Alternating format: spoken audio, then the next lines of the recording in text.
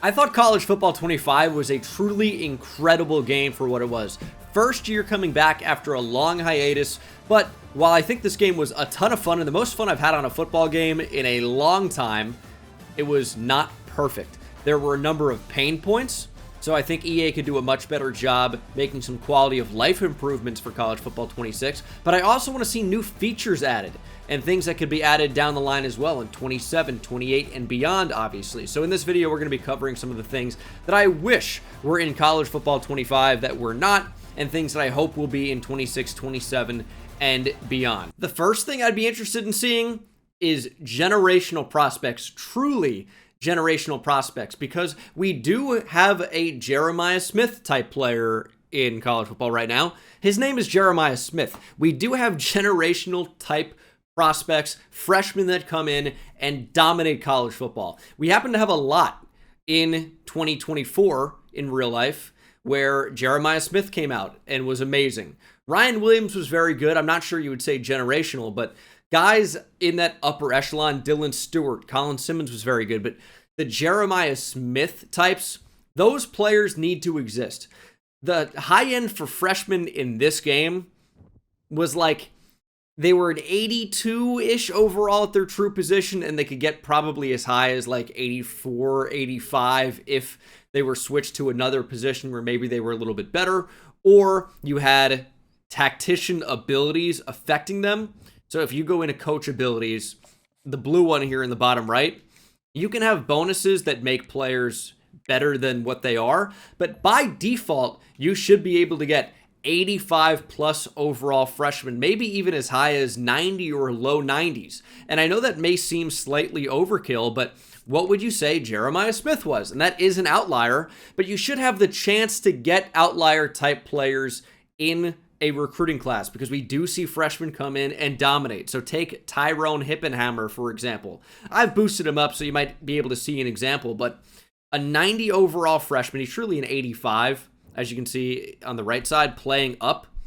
But there should be guys that come in and just are physically different, or even technically advanced, where he does have accuracy right away, or he is an exceptional runner right away. These things do exist. We do see players come in and dominate instantly, and I would like the chance to just see some of these players in a recruiting class. We'll get back to more prospect recruiting stuff in a little bit, but the next thing I want to talk about is probably the biggest pain point for me in College Football 25.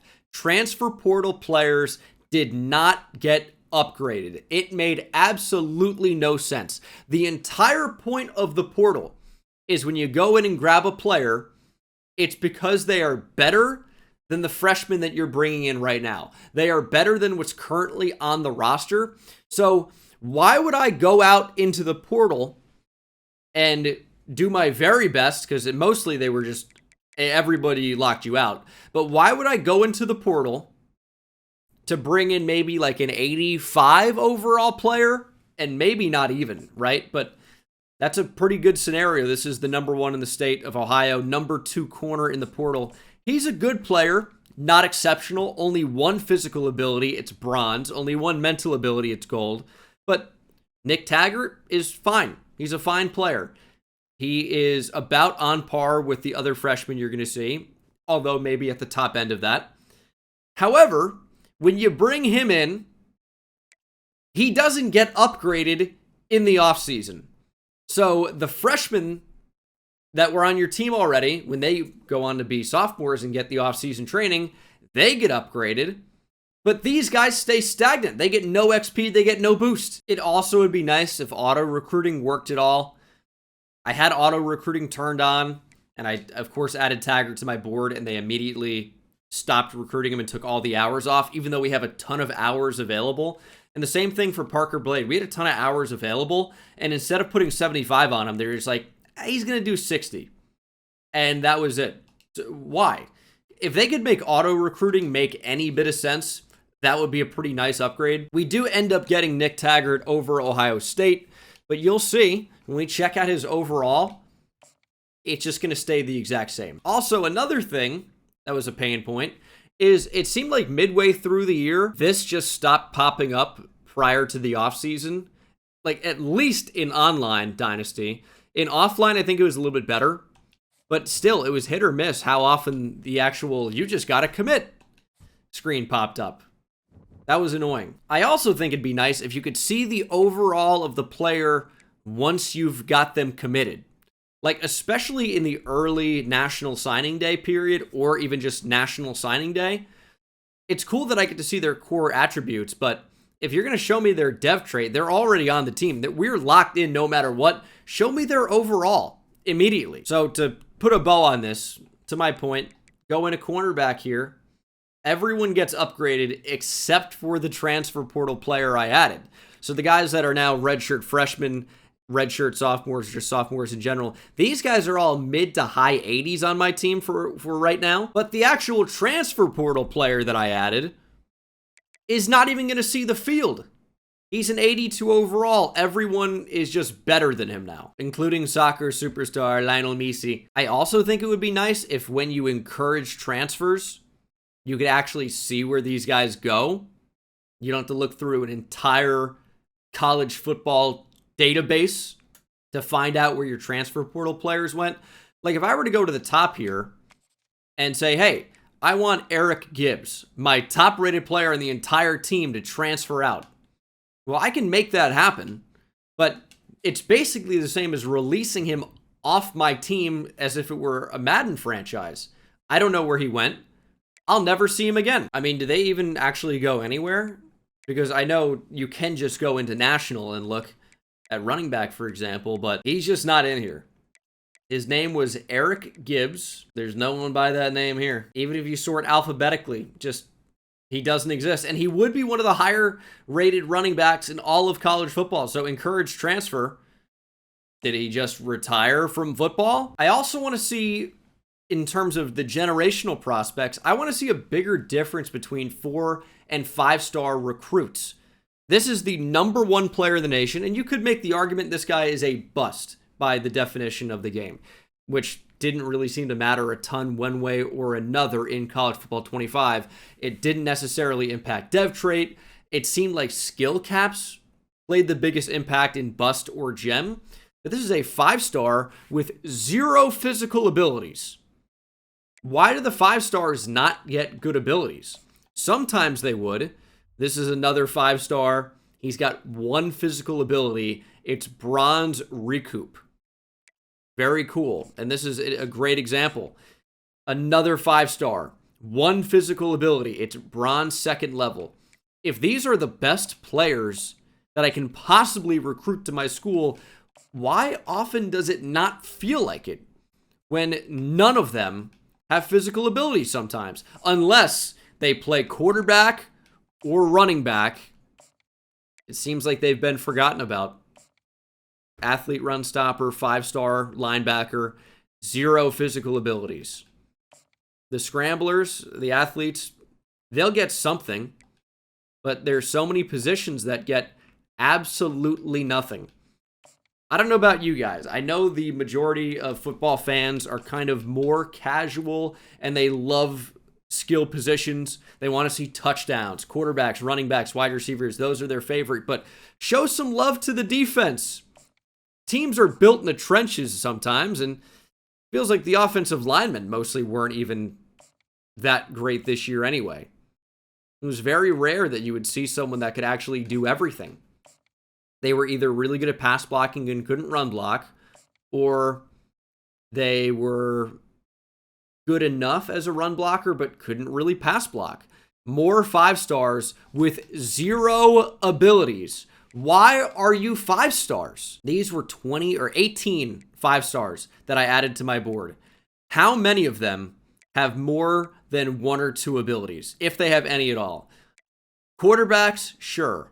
But most of these guys max out at 1, maybe 2 if they're lucky, if they even get any. And they're mostly going to be like 74 to 78 rated. Just think 5-stars, if they're truly the best players that you can possibly recruit to your school, should get a bit of a higher starting point. When you do see true freshmen come in and start over sophomores and juniors that have been there longer but just aren't as good. I also think it's ridiculous that formation subs did not exist in College Football 25, especially with how crazy wear and tear was. I don't know why I couldn't pick specific formations like you can in Madden and change which players I want where. This is my rebuild that I did for the New Orleans Saints.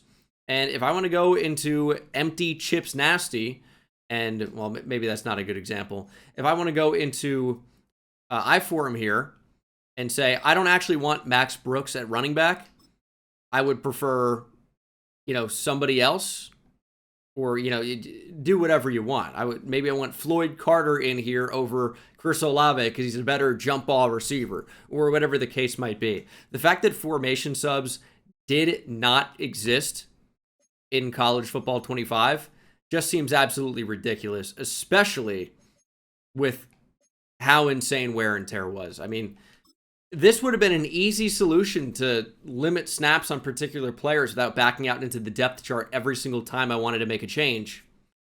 Just let me do it from the main menu so we can go in. If I call, single back, jumbo, whatever, I can get in a different player than who is my starting running back, or whatever the case may be. Need formation subs in a huge way. I keep checking all the rosters to make sure that Eric Gibbs is not popping up anywhere. He's just not on a roster, it looks like. Nowhere to be found. His college career is over. So encouraged transfer just ends their career. They don't transfer.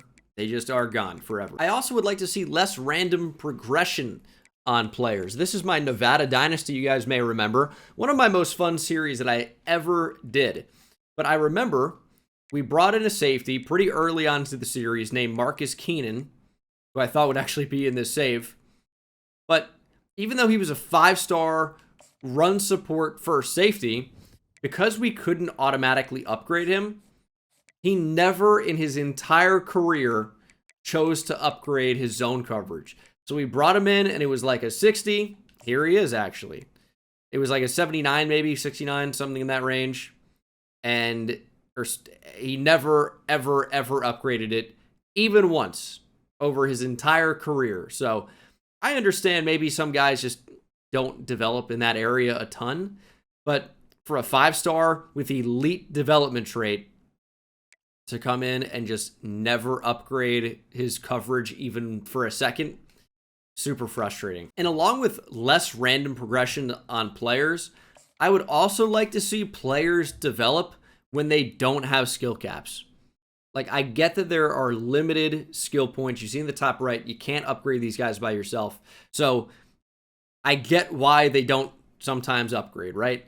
But when IQ, for example, has 4 open spots, he might never, ever spend skill points to upgrade that. Same thing with pass rush. So many opportunities to upgrade that and pass coverage. He just won't ever do it. He's pretty much going to be locked at a 97 overall, which is a good player.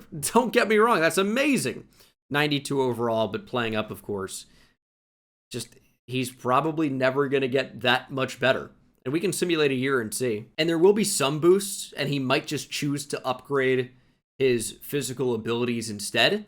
But I'd like him to actually get better as well. And I think that, maybe this is a hot take, I think that when they qualify for some of those abilities with their ratings, it should be cheaper to get it. It shouldn't be incredibly expensive to unlock some of these things when their ratings already dictate that they could have it. Maybe that's me. Maybe that seems overpowered, but I'd like to see my players actually upgrade their attributes and not have their abilities play the biggest part. So he actually declared for the draft. He's gone forever. But you get the point. It happened all year. I also want to see recruit archetypes not limiting abilities to one skill set. So Mike Sheed here, or Shed, is an elusive back. Well, the only abilities he would be able to get, you see he has 360. The only abilities he would be able to get are elusive back abilities. So pull up Alex Dial here, an elusive back. I have a 5-star, by the way, who still just has 2 abilities. He's a 5-star running back who's a senior now. Congrats on a great career. You have bronze sidestep and bronze 360. Anyway, it's annoying, but shifty sidestep, takeoff, 360, recoup. Those are the only abilities he has the chance to get. He can't get any power back type abilities, but what if he's an Ashton Genty type? Well, there is not an Ashton Genty type. You can't get an elusive back who's powerful, a speed back who can also run through you. And those guys do exist. The Adrian Petersons of the world. I would like a chance to be able to recruit one of those guys. And I know the capability exists because you go into the main menu here and you look at rosters. Well, you can pull up Ashton Genty, and he's got abilities that suggest he's not just an elusive back. His actual tendency is receiving back, interestingly enough. But he's got gold head first. He's got platinum armbar, platinum downhill, but he also has platinum shifty, gold sidestep. And there's an argument to be made that players shouldn't even be just limited to 5 abilities. But I'm actually okay with the 5, as long as we can mix and match a little bit more so players don't feel the exact same. There are, elusive backs who are powerful. There are, big power backs that can actually run by you a little bit. Can't really find that very much. Can't find the combination ability-wise in College Football 25, unless it's a real person that came preloaded, real player with those abilities. And with that same thinking, I think recruits should have more varied skill sets and balanced skill sets. If you wanted to go out and recruit an offensive tackle, for example, we'll add the first couple that we're able to here. You're going to see their archetypes are going to pretty much heavily limit what they can do. I've seen pass protector 100 times. He will be incapable of run blocking. How many times over the course of College Football 25 did you see this exact archetype? He's a pretty good pass protector. 83 pass block right away. This is the number 1 tackle in the country, by the way. Number 2 player nationally. 84 pass block power. 87 pass block finesse. Well, he's only got 84 strength. He's got 67 run block, 76 impact block, 65 speed, 68 agility, 81 acceleration.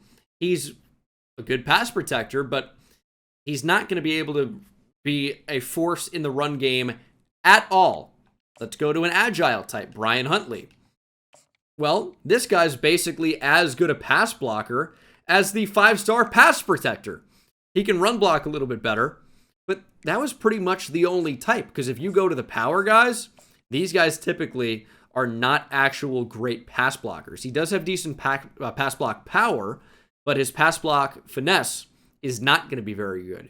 And there were just so many different instances this year where players could really only do one thing and not multiple things. And that was frustrating.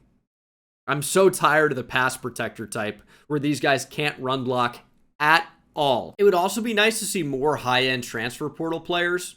Now, you can get some good ones, but oftentimes you're not really seeing a lot. And there are a shockingly low number of quarterbacks here, when in reality, a lot of college football quarterbacks, if they're not going to be the starter, they will just transfer somewhere else. That happens so often in the modern landscape. But there are so many really good players that hit the portal every year. At least there are some super high-end players and a lot of QBs. And we just don't really see a transfer portal that looks like that represented in the game. I also think performance should have a bigger impact on progression. There is some impact, but I don't think it's big enough.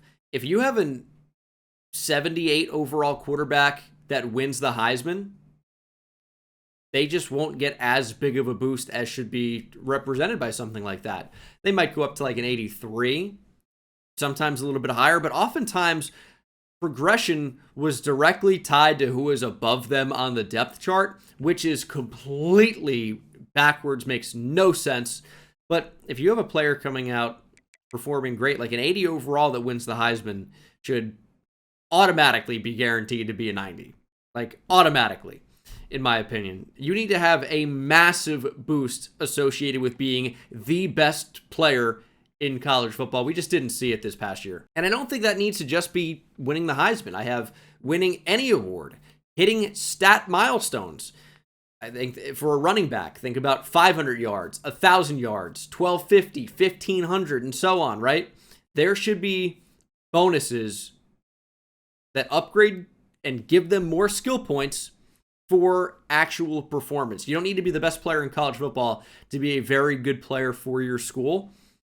And we need to see stat milestones in game as well as season long. And I think it should really greatly impact development. Now, I have written here that players can regress based on performance, because that does happen.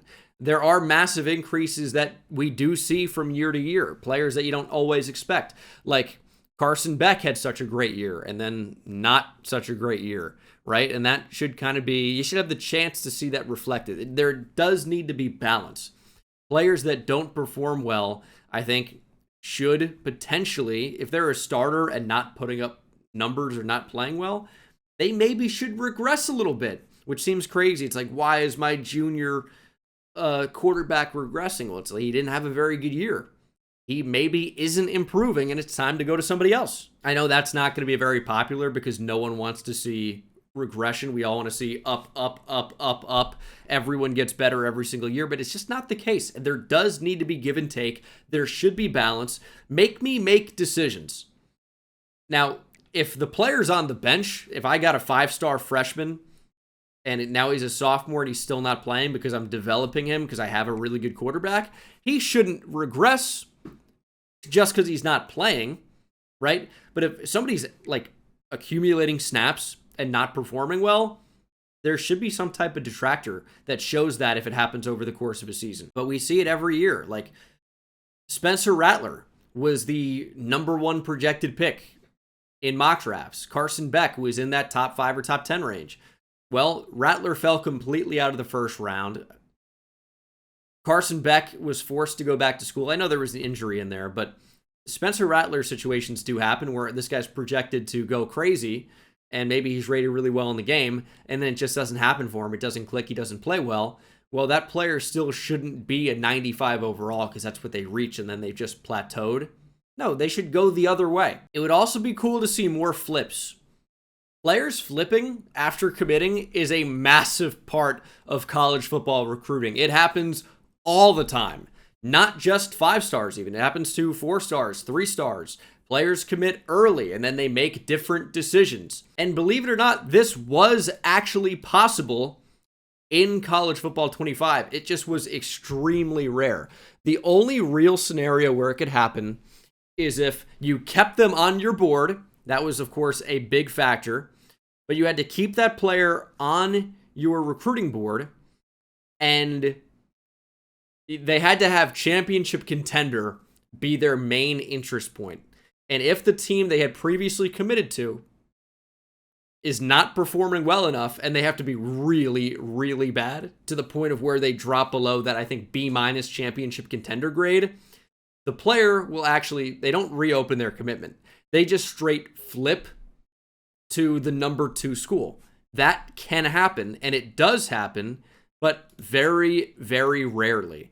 You pretty much need like the perfect storm in order for it to happen.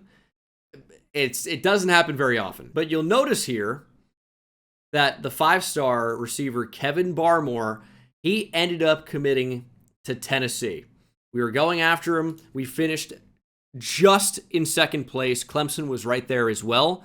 So typically you just say, all right, that recruitment's over. I'll take the player off my board. But this is not actually what happened this time. I decided to leave him on because his deal breaker was championship contender. And we had noticed that Tennessee wasn't performing all that well. They were at the bottom of the SEC. They were 1-4 up to that point, 0-2 in the conference.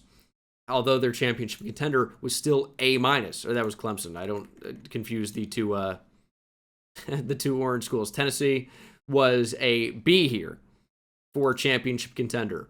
Well, they ultimately ended up performing pretty badly, but as we simulated, Kevin Barmore changed his mind. Go.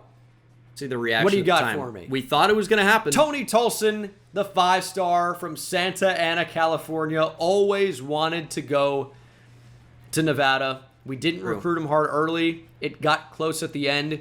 We win the recruitment for the top center in the class, number 27 overall prospect.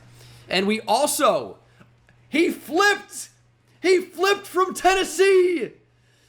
It happened. Kevin Barmore said Tennessee. the real UT is in Austin, Texas, but I'm going to Nevada. Kevin Barmore has flipped from Tennessee. And suddenly we have added 2 more 5-stars. But it was just, you never really saw that happen. There was such a specific scenario where they would actually do it. And it's just such a big part of college football recruiting that, you know, I'd like to see it happen more. And yes, unfortunately, that does mean that players that you get to commit to you can potentially flip other places. We need these deal breakers to be, you know, mattering more in recruiting. And that's not to say that, oh, they just won't even consider you. But if you know, slip behind a threshold that isn't just championship contender or proximity to home, it's like these players might decide to go somewhere else. Just need to play a little bit more of a factor than it did in 25. Oh, the Heisman winner came from Old Dominion this year. That's something. But my next thing is a big part of college football is the coaching carousel. Either you're starting as an offensive or defensive coordinator, which in that, why am I recruiting everybody? Why am I like doing everything? If I'm a defensive or offensive coordinator, if I'm going to be taking a part in recruiting, it shouldn't be quarterbacks, right? The DC is not trying to get the QB of the future. They're just not. So that already is something I think should be changed. But a huge part of being a coordinator or a coach at a low school is getting that next job.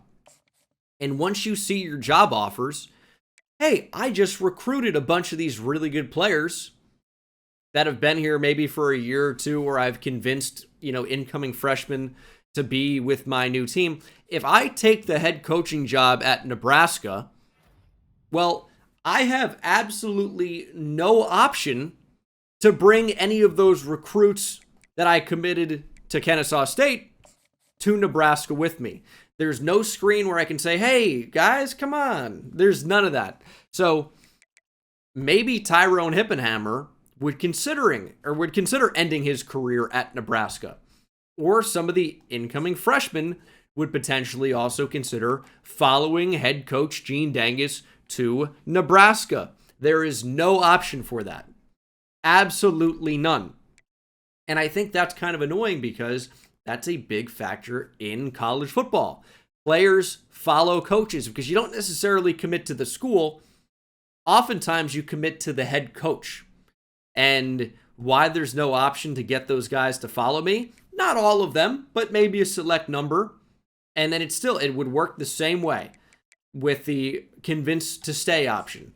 Like, don't go to the draft, don't transfer away. There should be that, but reversed, where I can convince players to transfer with me. And once you go to a new school, and this should work for every team in college football, once a new head coach comes in and the old one leaves, there really should be mass exodus where a lot of these players don't want to be here anymore. But instead, I take over the entire Nebraska lineup.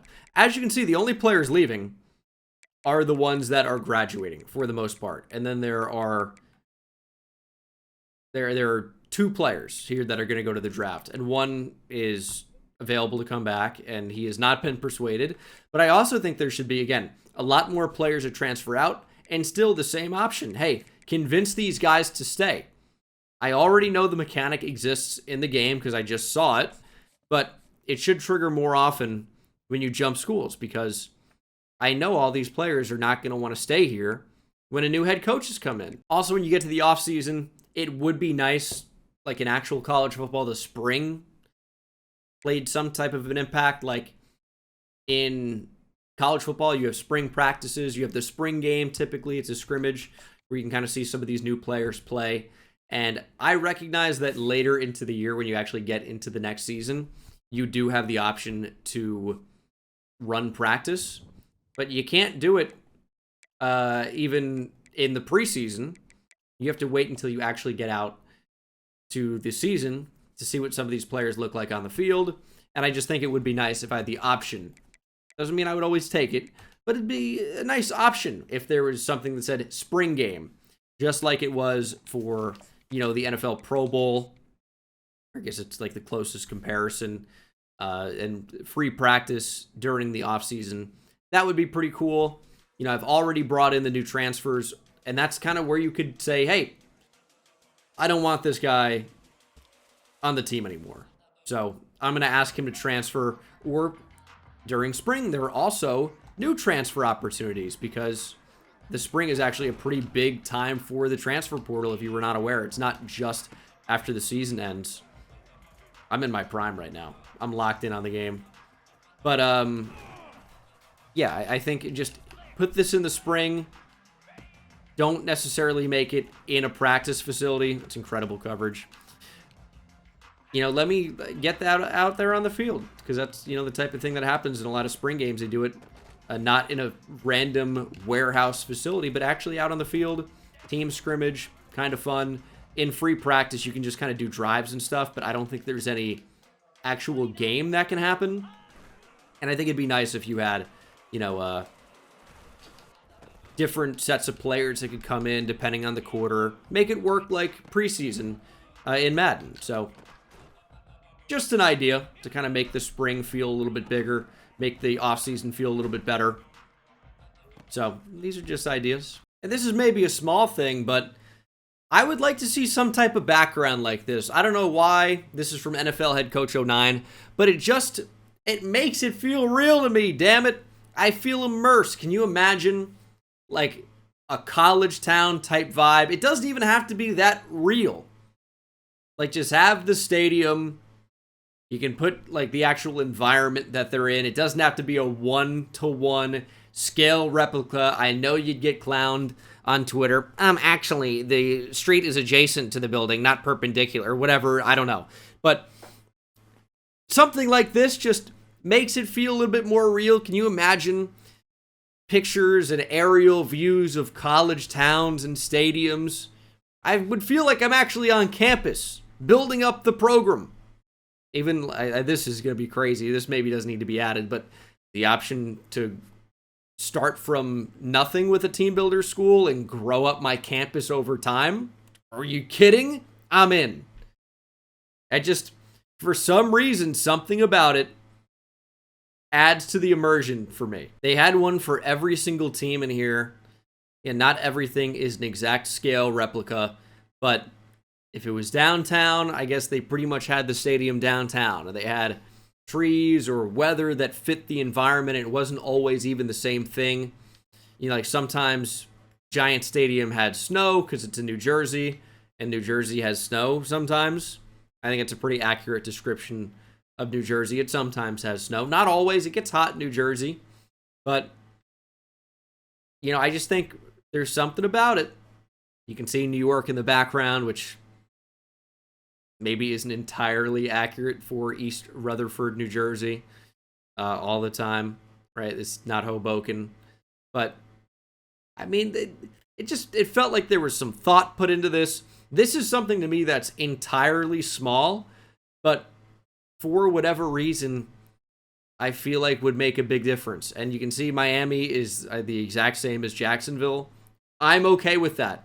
You can standardize it a little bit, right? You don't have to make 134 different environments. Just standardize it a little bit to the weather, or if it's downtown or not, whatever you want to do. If it's out in the hills, fine. And then just add in the stadium that you already have made. I think it'd be sick. Maybe that's just me. Most people probably wouldn't care about this at all. But show me this in Dynasty, I think it would be absolutely electric. I think it'd be so awesome.